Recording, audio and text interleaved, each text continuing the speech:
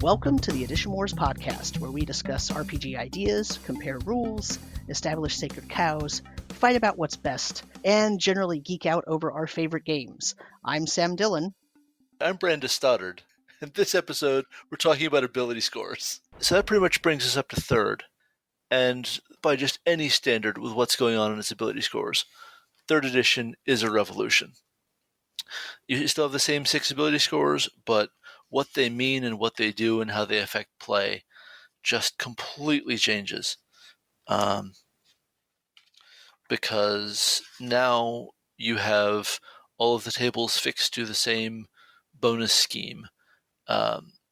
So let me see, find that table.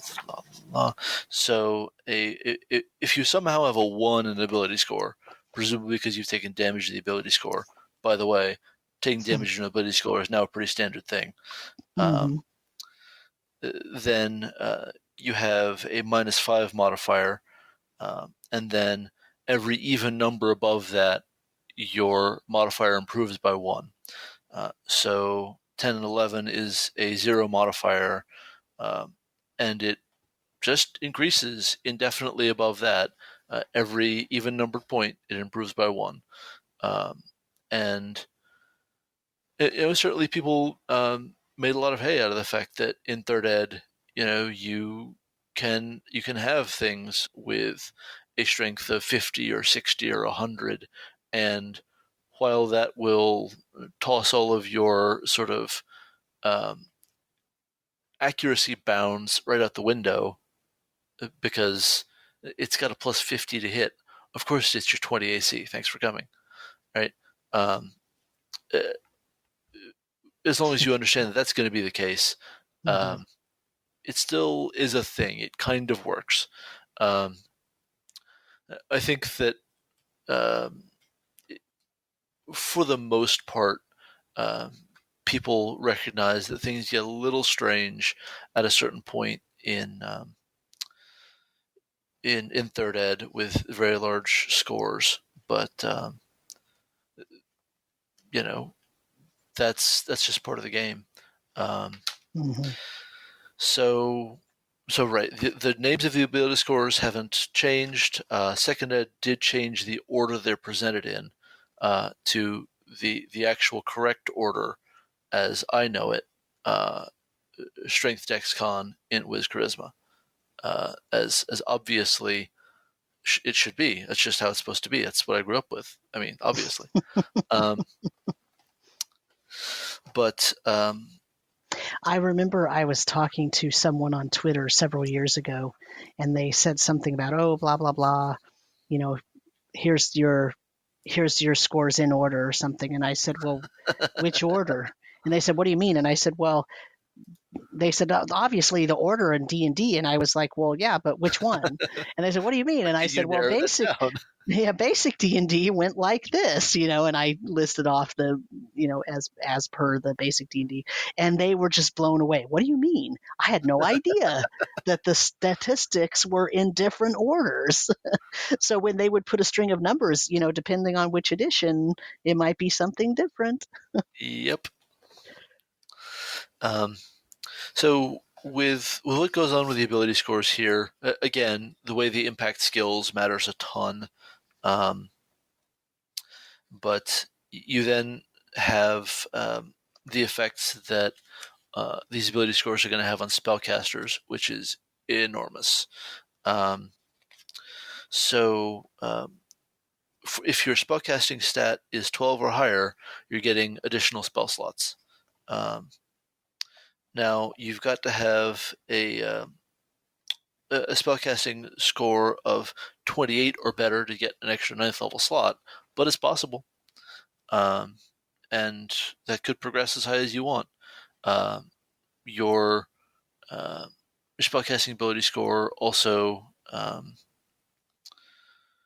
governs DC, I believe. It's your spellcasting ability score plus score modifier, plus the level of the spell for the DC. Yep. Right. And so You also have have 10 plus the spell level as the minimum to ever cast that spell. So you have to have at least 19 intelligence to cast a 9th level spell. I believe even in 3rd. I don't have my 3rd player's handbook open right now, so. Yep, the minimum intelligence to cast a wizard spell is 10 plus the spell's level, right? And here also intelligence grants extra skill points. That's a big deal. And there's a standardized way to apply dex to your melee attack bonus for some weapons through the weapon finesse feat. So that's the first really big improvement to dexterity as a conceptual score. Like its numbers are doing better things, but also it's allowed to do more things. And this is going to be a major sort of turning point for what we see in 5th edition. So because the ability scores don't have a practical upper bound, and because you gain ability score points as part of your level progression, there's just a constant race and pressure to get your ability scores as high as you possibly can. That's sensible, right, on its face, that you want that ability score to go as high as possible. Your fighter should be as strong as possible. Yes, obviously. Well, this has a lot of knock-on effects because there are magic items that improve all of these ability scores. You've got your Gauntlets of Ogre Power and your Girdle of Giant Strength and your Gloves of Dexterity and your Amulet of Health and so on. And so these come in +2, +4, +6 grades, and this contributes to what later design is going to call the Christmas tree effect, where you're going to be decked out in a magic item for every slot because you're trying to get your ability scores boosted, right? Right. Everyone wants Constitution because everyone needs the survivability of a good con score, and so on. Those magic items existed under a different function but the same name in 1st and 2nd. In those editions, they change your ability score to a set number. Right. And if it was already at that number, then is 19. It didn't help you. Yeah. Right. In other words, you couldn't stack that, right? Right. There's no stacking that. Yeah. Absolutely. But there aren't a lot of other ways to get a 19. Right. It's tough to do. And so this is going to be the only edition, recognizing 3.0 and 3.5 as one edition for a moment, that I hear the voices of 1,000 people screaming. Right. We all know what I mean, guys. Yes. And I'm not trying to cover Pathfinder here because I'm not up on Pathfinder to speak of, and because this isn't mostly a Pathfinder show. Right. I don't know. Right. I don't know the nuances of Pathfinder enough to speak to it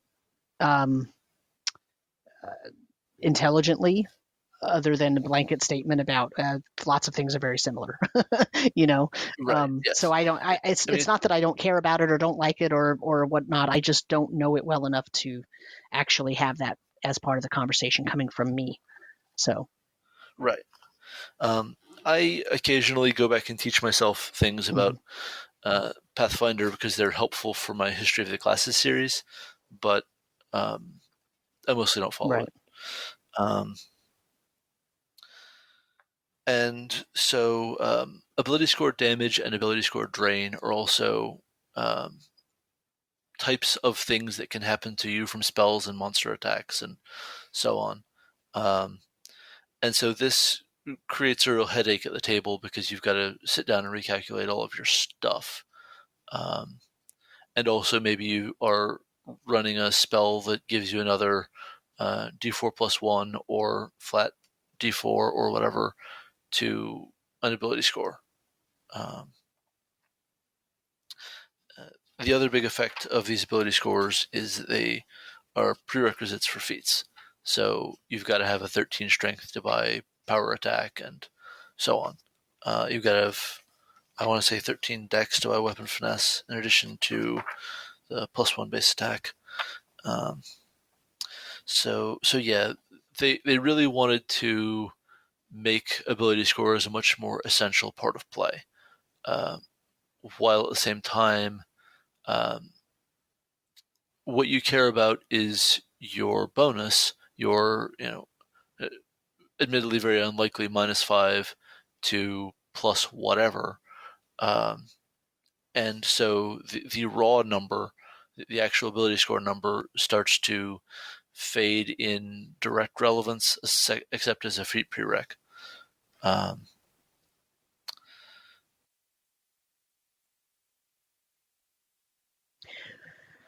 I mean, it does having all of the bonuses and penalties be the same.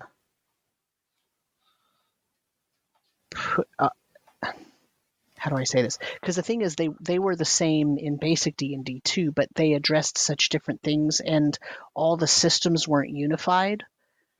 That's part of the reason I mentioned that thing about, well, sometimes you roll a d6 to see if you hear a noise or, find a secret door. And sometimes you roll a d20 to do something. Because those things aren't unified, when you have these tables of information related to the statistics, to the attributes, they all seem like they're different things. They're their own sort of little pocket of the game.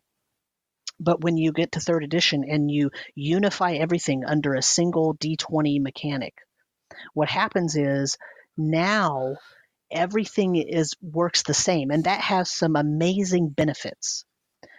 But also what it did was, because now those attribute bonuses are all on the same scales, it made everything, it doesn't matter what the attribute score actually is anymore. It only matters what the bonus is. Exactly. And that is a bit of a simplification that also could be a huge benefit, but having 6 attributes and having those attributes be strength, intelligence, wisdom, dexterity, constitution, and charisma is such an invested part of the game that they couldn't remove it from the game and just say, oh, well, now we're just going to score. We're just going to, you're rolling these dice, yes, but then you're only writing down your attribute bonus, not your score. Like that bonus now becomes the score. They couldn't do that because it would take away an integral part of the game that made it what it is. Right, absolutely. And I mean, people are attached to those numbers as a matter of tradition. Mm-hmm. I'm not gonna lie, I still kind of like them myself. Yeah, well, it's also it's also much more impactful to say, oh, my wisdom is an 18, than it is my wisdom is a +3. Sure, you know what I mean. I agree with you, but we would get used to that if everyone sort of made that change. Sure. Like a +5 is really good. Yes, it's really good. Thanks for coming. Yeah. Like, right. I guess my point is, Fate players get used to it. Oh yeah. And the Fate skill stack is a range of usually 1 to about 5. Right. So whatever. Yeah. No, I'm not putting a value judgment on it in terms of one's better than the other. I'm just saying that that's one of those pieces that seems to be so ingrained in Dungeons and Dragons that, look, this is the sacred cow that you promised to kill and or this desecrate. Is the one I'm desecrating. Right? But it is now a profane cow. I wasn't going to make it profane until 5th edition, though, because 5th edition, we're skipping way over 4th, but 5th edition is really the first edition where on the character sheet it invites you to highlight the bonus more than you highlight the attribute value. That is certainly a way that some people fill out their character sheets, Well, and I think that's good for and them. in D&D Beyond, you actually have a choice whether you cool. highlight the attribute score or the bonus, like which one becomes the bigger piece of shown. So yeah, I need to go mess around in D&D Beyond more. I think it's D&D Beyond. Still haven't sort of done that. Let me make sure I'm not lying, because it might be the Roll20 character sheet app. In any case, there is, not, and by no means am I saying that everybody who plays D&D uses D&D Beyond or uses the Roll20 app or whatever, but it's enough of a thing. It's enough of a noticed phenomenon that that it is part of some systems now that they allow you to present it in whichever way you choose. Yep, I think that's pretty great. I am all for customizable UI. Absolutely, me too. In any case, I got us off on a sacred cow rambling. So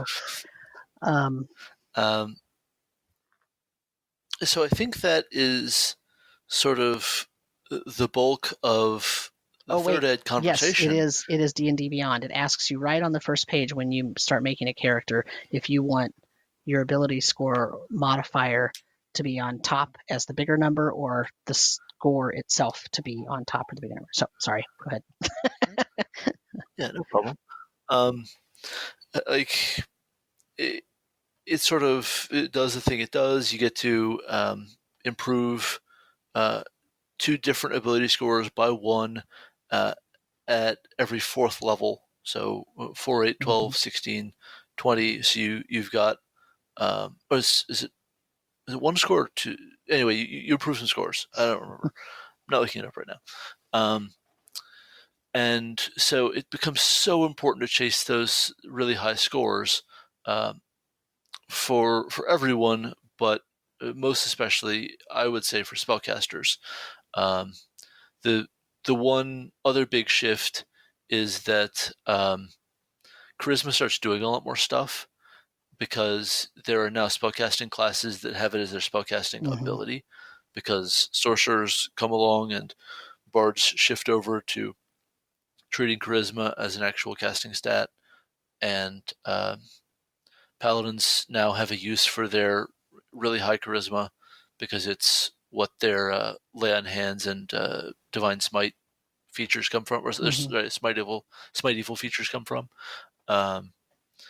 And so they really, really pushed to make you at least kind of want every ability score.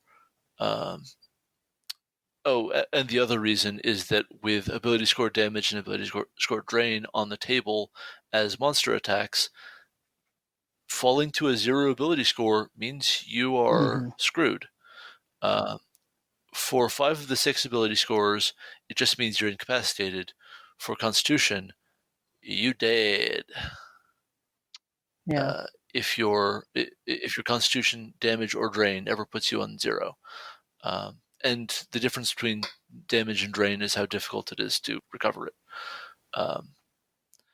And while I'm just listing horrible things monsters can do to you, the Epic Level Handbook eventually sells us, I think, ability score burn, which can't be recovered through any means whatsoever.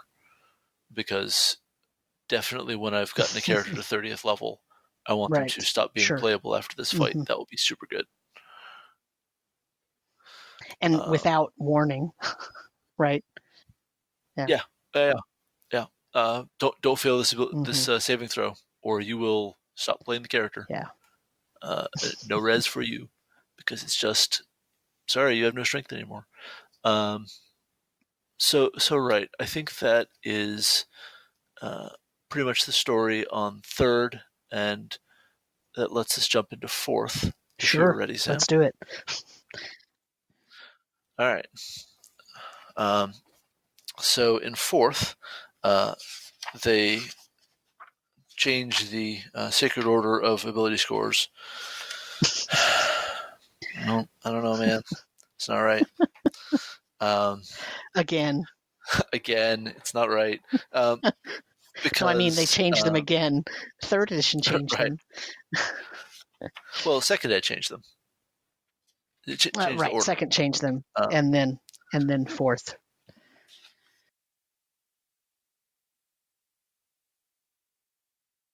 I'm not sure there's much to say. There's a formatting thing that fourth edition did that I liked in their player's handbook, and it is this. Right at the beginning of the player's handbook that gets to the ability score. It's talking about creating character. Gets to the ability scores, and it says, for example, strength measures your character's physical power. It's important for most characters who fight hand to hand, but then it gives 4 bullet points, and it tells you details like melee basic attacks are based on strength. So it tells you the sort of overall idea of what it's for, and then it gives you a bullet point that tells you exactly the mechanical thing that is going to be affected. Then it tells you clerics, fighters, rangers, paladins, and warlords have powers that are based on strength. Your strength could contribute to your fortitude defense. Your strength is the key ability for athletic skill checks. Then it goes on to constitution, and it tells you about it, and then it gives you 5 bullet points of exactly what it affects during the game. Then dexterity, same thing, 5 bullet points. And then so in other words, rather than having these long drawn out, descriptions of what's going on, it gives you a 1-sentence description. Right? Constitution says it represents your character's health, stamina, and vital force, and then it gives you bullet points about specific mechanical items. That's a formatting change that I think focuses on here's why this ability is important in a way that the other editions didn't immediately do, because even third edition had like descriptive text all around it. Right. And of course, I know this. I already know this is paradoxical for me to say this, because the very first thing we started this with was me saying, "Well, look, the AD&D book didn't even tell you what the word meant." But by now, right, in 2008, we had already had 30-something years of D&D lore sort of in the community. And even a new player could read a single sentence definition and then bullet points and start to understand what was happening. Yep. So interesting format change that was very good. They kept the ability modifiers all having, regardless of which stat it was, the modifiers were all the same based on the score itself. For sure. In other words, if your intelligence was 10 to 11, it's a +0 ability modifier. If your charisma is a 10 to 11, it's a +0 modifier. It doesn't matter what the ability was. Anything 10 to 11 is a +0. Anything 14, 15 is a +2, which is similar to, third edition. So one of the interesting things here is that you get the better of 2 scores to determine various defenses. So if you're in light armor, or if you wear light armor, your intelligence or your dexterity might determine your armor class modifier. Right. And this is a huge deal. And remember that 4th edition had 3 other defenses that were attacked, right. Not just armor class, but fortitude, reflex, will. Those also had, for example, reflex was whichever one's higher, dexterity, intelligence. Will was whichever one's higher, wisdom or charisma. Right. Fortitude was whichever one's higher, strength or con. And so if your constitution was higher, you use that for your fort defense instead of strength, which makes sense in a way. Sure. Well, as compared to the feats that came out late in third ed that let you switch which ability score was going to apply to your fort reflex or will defense, yeah, it makes sense. Good. Right. Let's do it. It's better than it makes being a sense feat, to man. Just make it a thing. Yeah, yes. It's better than the feat tax for sure. Yes. And so you also see Constitution creep in as a casting stat for some warlocks. That's a weird design flaw in the warlock class that looked really, really good initially, but didn't play well in the long term. And it's a shame because I really liked it. It strikes me as a reach because Constitution basically did nothing else. Yeah, like I really liked in it because I think there's a blood sacrifice theme there that I'm really into. Right. It's just splitting a class between 2 stats doesn't wind up working well in 4th. It's Right. a problem for clerics and paladins also, because you have to decide which one is going to be your better stat, and then because accuracy is such a king in 4th ed, you just ignore the powers in your class that don't use that stat. It's just so hard. Well, again, this is if you care about optimizing. We've talked about this before. If you don't care about optimizing, like, it doesn't matter. Yeah. go with God, my child. But Right. 4th ed is going to be a tough addition for you. Well, it depends on your table. It does. It might also depend on your monster manual, because you need to optimize a lot more for some of those later monster manuals. Monster Manual 1, you're doing okay. Yeah, you'll live, probably. Maybe. No, you're right. But it does also depend on the players. So we haven't ever talked about how ability scores are generated edition over edition. And at this point, it may need to be a whole separate short episode. But there is a neat thing here with sort of a safety net of ability scores for alternate sample arrays that is unique to 4th edition. There's this big table of possible ability score spreads, and that's something that I have brought into my own campaign. So we roll ability scores with 46 drop the lowest as I think become the most common random generation method. But then also the player rolls 2d6 and we look up the result on a table that generates an array.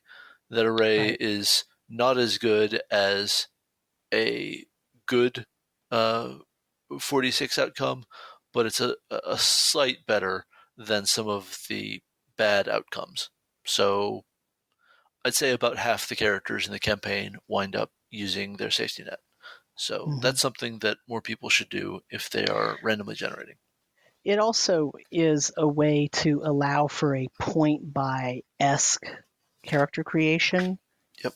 Where somebody doesn't have to do a bunch of math, right? Like when we get to 5th edition, they offer the point by version, but they don't give you a table of standard arrays. They just give you, you have 27 points and here's what it costs to add a point.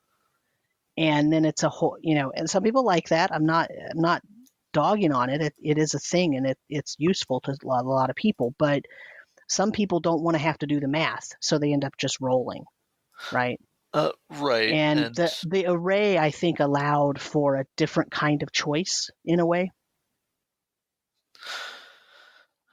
Yeah, I mean, I think that's pretty fair, and that's why I use an array, a randomized array as my safety net style. Right. Point by in one form or other has been with us for editions over editions, and I have a whole set of feelings about that probably do need to be their own episode. But yeah, I think we could. Ability score determination is definitely a different episode. Yeah. So it might be the next episode that we do, but it's definitely a different one. One of the other huge things here is that races no longer have any penalty to ability scores. They've just done away with the idea of a penalty. There are bonuses, though. Yeah, there are bonuses. You have +2 to 2 different stats. But that's it. And because there's no upper bound on ability scores and you only get ability score bonuses from leveling a certain number of times in your career, and there's also no magic items that grant you bonuses to ability scores, if you're even casually aware of optimizing, it is a hard road to start the game with anything less than an 18 in your attack stat. I don't recommend it. So you get a +1 to 2 different ability scores at 4th, 8th, 11th, 14th, 18th, 21st, 24th, 28th. Remember, 4th edition goes up to 30th level. Yeah. But that's 1, 2, 3, 4, 5, 6, 7, 8 additions overall, right? Eight additive +1 bonuses. Yep.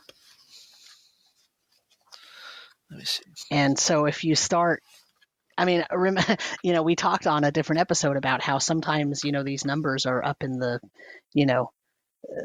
the bonuses and whatnot are up in the 45. You have to hit an AC of 45. Yep. You need that extra 8 across your 30 levels Right. sometimes. Well, and also at 11th level and 21st level is not to 2 scores, but to all scores. Oh, right. That's where you're hitting your tier shift. Right. Yeah. Yeah, you go from heroic to paragon to epic. Yep. For sure. But still. So that pressure to push for the highest scores possible, both at character creation and later, is endemic, and it is sensible, but it's also something that, as we shift into talking about 5th edition, is going to go out the window. Mm-hmm. Well, there's one other thing that I want to mention about the numbers here, and that is when you go up in level in 4th edition, you add half your level to your rolls. So your strength has an ability modifier based on your strength score, but then when you figure out your AC, right, you add half your level. When you figure out your fortitude, you add half your level. When you figure out your attack bonus, you add half your level, not just the modifier itself, but the modifier plus half your level. So if you're 10th level, you're adding an extra +5. And that's to skills and to attacks and to your defenses. So in some ways, you could say that that's like adding to your strength. Sort of. Except insofar as the DCs are scaling on their own too. Of course, right, and that's the reason for adding the half the level. If you were chasing a fixed target, then sure. That let's say 6th level orc thing, fighting another 6th level orc 3 levels later is a much easier game, but you probably don't do that for sure. Right.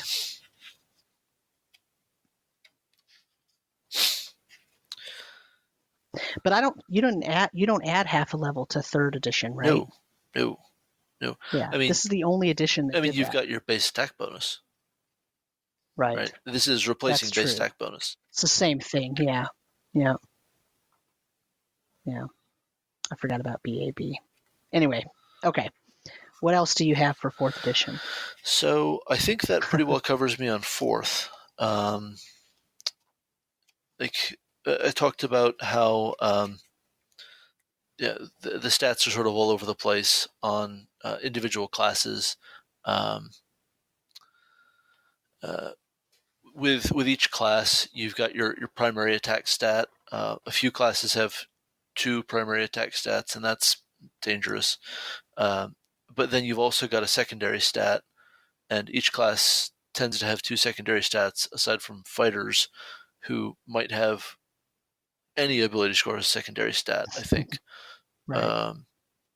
I know they at least use Dex, Con, and Wisdom at various points. So that's determining secondary parameters of your attack. Not so much damage, though sometimes it's applied to damage, but how many squares you push the guy, or whatever. Just all kinds of different things that number gets applied to. And so if your secondary stat isn't Constitution, then you're always going to be deciding between more Constitution for more hit points or more secondary effect. And that's an open debate, but probably you want more secondary effect in a lot of cases. Right. Well, I mean, fourth edition characters are so very hardy, so they have so many ways to get hit points back. That's true. That Constitution is sort of downplayed a little bit.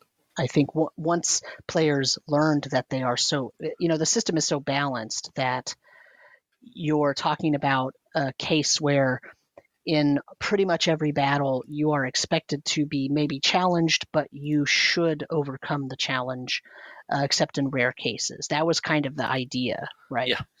And so therefore, you can have a relatively mediocre Constitution score and still have high survivability. Whereas, in earlier editions, you couldn't have really high survivability even with a good Constitution score. So if you had a really bad Constitution score, forget it. It's done.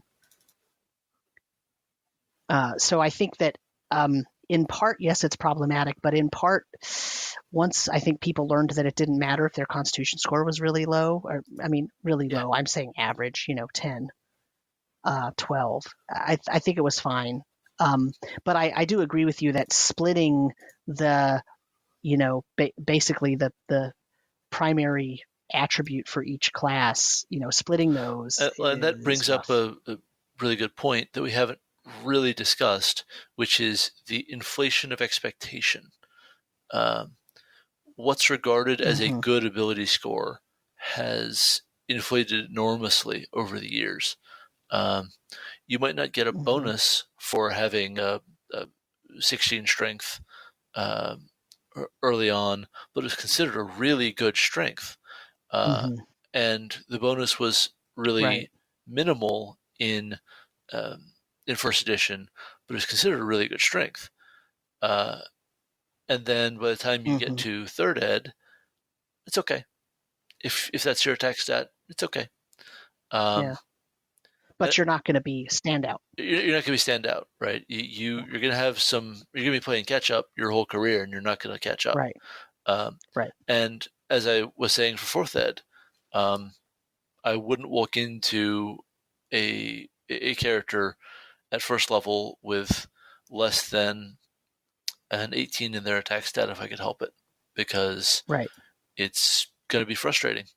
And you're probably, unless you have a table that really, really pushed against it, and the GM is consciously running some easier encounters, then it's, probably the rest of the table is going to be hitting a lot more than you are, because the accuracy game in fourth is fierce.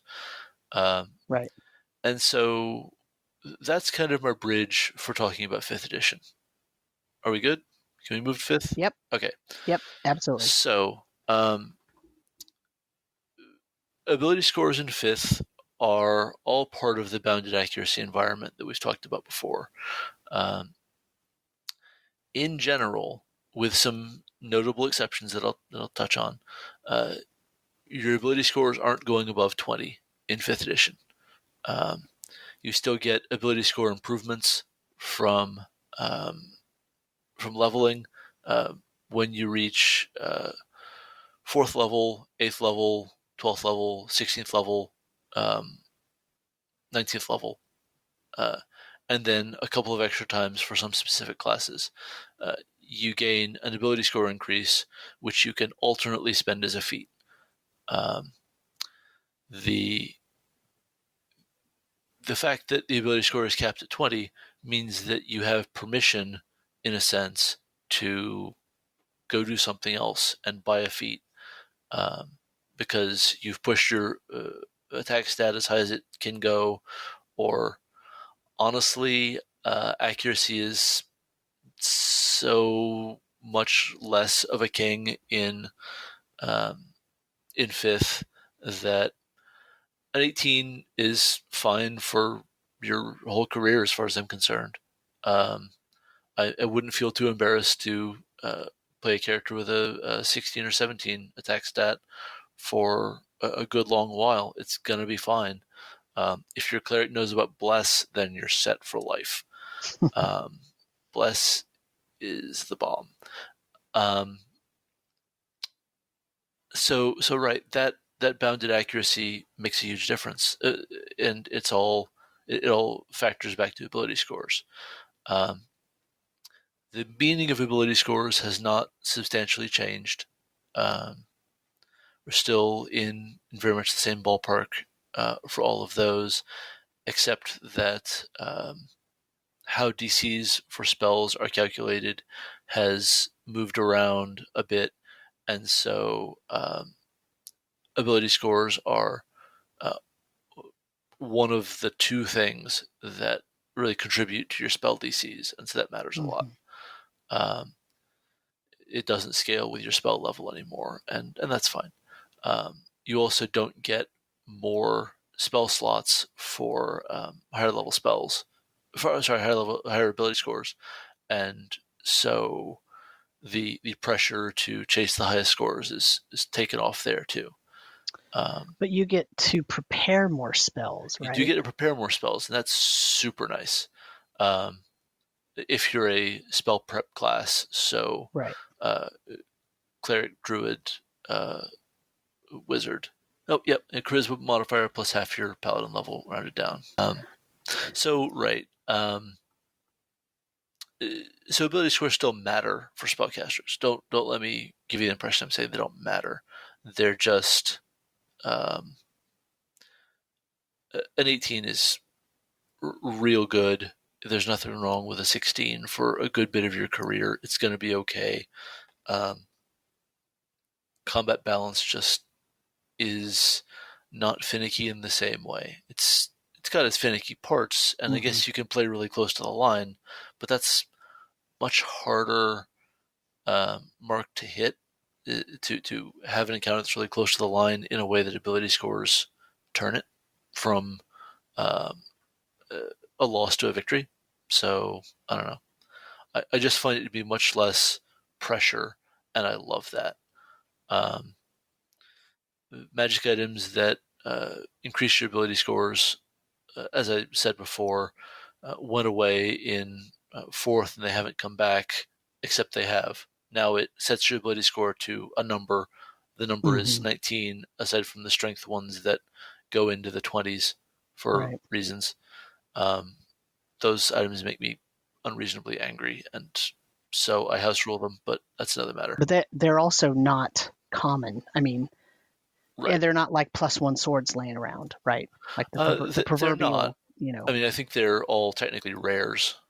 Sure. But what kills me about that is just that the person who's going to get the most benefit is the person who cares least. Because, I went, my class doesn't care about this stat, so I put an 8 in it. Well, I can get 11 points in this stat by putting on this item. Of course, it still doesn't help me much because I still don't need strength. Yeah. But if your stat was already, let's say, a 17, and this item gives you 2 points of strength, okay. But tomes that improve your ability scores are back, and they do increase your stat cap. There's also the Barbarian feature that gives you 4 points of strength and 4 points of con, and increases your caps to 24 and 24. Yeah. Right. So that's incredibly good. But it fascinates me that features like that are as rare as they are. That they didn't give a feature like Primal Champion to Wizards for intelligence, for example. I mean, I feel like they. I don't disagree with it. I just find it fascinating. I feel like that was a conscious decision. I don't accuse them of stumbling into it. No. I mean, because okay, now it's been 5 years, so they've had plenty of opportunity to do that, and they have consistently not done such a thing. And I think I think it's smart on their part, and I think that's a conscious decision, because bounded accuracy would be greatly affected if every class had some ability to do that. You're just shifting. You're shifting everything northward. I mean, it's 20th level, right? Yeah. It But matters. It at least sort of matters. but it's a slippery slope, right? So It is. Yep. if you start allowing every class to have that at 20th level, well, now maybe in this one supplement we're going to write something where this class gets it at 16th level, and then this one gets it at 12th level. You know what I mean? Yeah, for sure. It's just one of those things, right? Like it's if you open that door, now the door is open, and there is no closing that door. And that's absolutely true. And I think you're sort of pointing to how WotC does set these norms that third-party content is really expected to adhere to, even though they are sort of all derived from the text rather than made explicit. Right. Like, there isn't anything saying you can't write a feature that grants +4 to intelligence at whatever level for a subclass. You just shouldn't. How do you know you shouldn't? Well, they didn't. Well, does that make sense? Kinda. But what it means is that it's hard for third-party publishers to introduce broadly new ideas. They have to be sort of narrowly new, if you see what I mean. Otherwise, WotC sort of building the tools, and we're taking them and trying to make something new out of them. I think basically this is a topic for a different episode again. Yeah. Because I think we have a lot to say about that, and we could say things about that through the editions, and I think just to sort of round this up, I think part of the reason that is a phenomenon is because of the reduced release schedule. That I think they did a play test and they reduced their sheer amount of released information and sheer amount of released rules and supplements, and that makes the ones that are released that much more impactful, and people look at those as the guidelines for the game. And even DMs and designers and writers who are creating things to post, say, on the DMs Guild, they're posting them on there for general consumption. And so if they go too far out and they break those rules, that particular item is probably going to get a really bad rating, or no one will look at it. Yep. Because it's too far out, it's too far pushing the boundaries of what the standards that have been set are. And you're right, it does constrain how third-party designers can actually interact with the framework and add things to it and stretch things a little bit. But I don't necessarily think that's a bad thing. I think in some cases it is, but probably in 99% of cases it's not. That's fair. So, yeah. I do also want to point out another formatting thing with 5th edition. They write in the beginning, typically in D&D, the very first few pages, it starts talking about how to create your character. And that 5th edition is no different. Page 12 of the player's handbook, it talks about ability score. It has this little table that's an ability score summary, and it tells you the following. It tells you the name of the ability score with a color line to separate it from the other ones. It tells you what it measures. For example, strength measures natural athleticism and bodily power. Then it has a line that says it's important for, and then it says barbarian, fighter, paladin. Then it tells you which races have an increase, a natural increase, in other words, a racial bonus, in that ability score. Mountain dwarfs +2, dragonborns +2, half-orcs +2, humans +1. Dexterity measures physical agility, reflexes, balance, poise, important for monk, ranger, rogue, racial increases, etc. Constitution, health, stamina, vital force. You get the idea. Yep. It's a half page, and it tells you everything you need to know about those abilities. And then right on the next facing page is the table that tells you the modifier that you get if your attribute is within a certain range. And then all of that is going to get repeated. The table is straight copied in Chapter 7. Mm-hmm. Exactly. Right. Because that's that page 12 is your introduction, but it gives you the quick and dirty. Here's what you need to know about that. So it's a nice formatting thing. I bring that up because I know some people really did not like the layout and format of 4th edition. I did. I liked the large font. And that's part of what I liked. 5th edition went back to really tiny writing, just like 3rd edition, but their format is so much easier to read. 3rd edition had that famous looks like a book page in the background of all of their official releases, or at least most of their official releases, and that thing drove me batshit crazy. I just had such a hard time.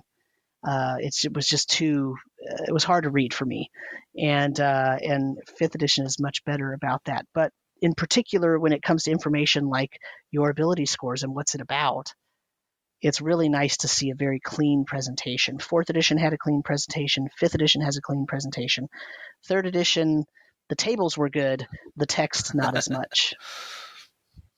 So, do you have any last thoughts? No. I think I've really said what I came to say about ability scores here. I do hope that we can make an ability score generation episode happen sooner or later, because I mean, if Gygax is going to write a whole section of the first ed DMG with explaining bell curves, then I think we owe it to him. Right? Yeah. That's going to bring up the math of, say, advantage and disadvantage and all of that stuff. Anything where we have to now start drawing curves and lines. All right. So yeah, I think I am good. Awesome. Thank you for listening, and we hope you're enjoying this show and our old man takes on some of the editions of our favorite games.